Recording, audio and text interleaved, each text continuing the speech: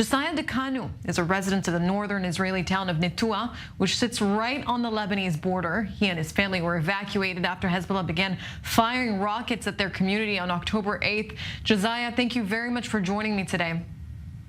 Thank you. Thank you for having me. Tell me a little bit about how you and your family's life has changed since October 7th. Wow. October 7th. Well, by the 8th, we were retrofitting bomb shelters. There's 9 bomb shelters in this town, and maybe 2 of them had water, put in Wi-Fi, and by the 9th, I'm standing on a bomb shelter with my son, and we're hearing artillery fire from behind us and hearing the explosion in front of us, and we realize we're somewhere in the middle. Not a good place to be. I was with 3 of my daughters and my wife and 5 grandchildren. My son and my son-in-laws were all called up into Miloim, or the Kitat Konanut, so I was the only guy there, and we didn't even have enough vehicles to get us out of town if we had to. And tell us a little bit about your life now. Where are you and your family located now? So we've actually moved 3 times. We weren't evacuated until, I believe, the 16th, where we were moved to a hotel down in Netanya with most of the population of this town. We've now moved twice, and we have a house not far from here. It actually is a safe distance away. Yet I still come up here to help out with the Kitat Konanut. I've brought supplies and those kind of things to my son-in-laws and the reserve forces. So. Tell me, Josiah, are you? I'm actually in Netua right now.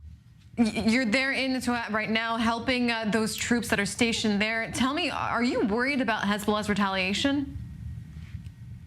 Since yesterday, yeah, that was a major concern. But I'll tell you that it's been a worry the whole time. As the news came out more and more of what Hamas did on the southern border, this was one of 3 towns that was in the gravest concern of an incursion. We were the first of the 3 towns to be evacuated. So there is obviously a concern. I wouldn't bring my family back here now, or my grandkids, until we have a resolution here.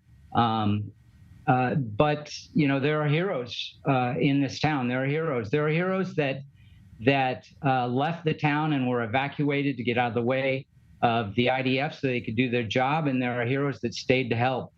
And I'm surrounded by heroes, so it's truly as frightening as it is, it's the privilege of my life. Josiah, tell me, has the government told you when you and your family can expect to go home? No. No. It's inevitable that this is going to escalate.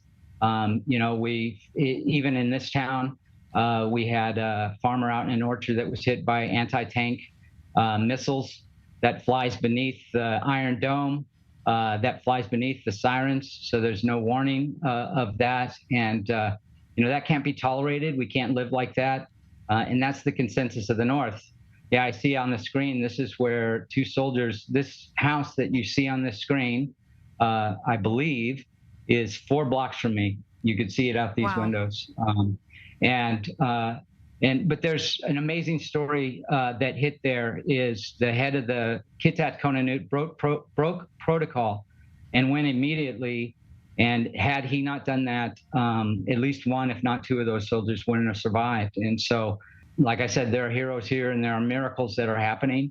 Tell me, you mentioned that your house is so close to the border that sometimes those missiles, you're caught in between the missile and the target, and that there aren't even rocket sirens. How much time do you have to run to shelter? So I think we've been told immediate.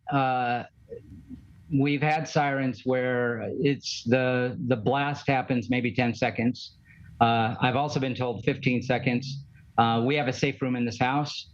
This is a makeshift office because my office was a safe room that we turned into our kids' sleeping room for the first week or week and a half. We're staying safe. The family is safe, and the folks here are very, very vigilant. Everyone in this town right now knows points of what you call line of sight, right?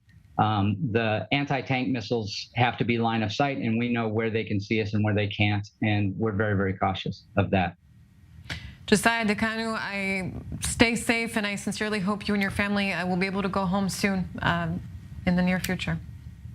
Thank you very much. And you too. Thank you.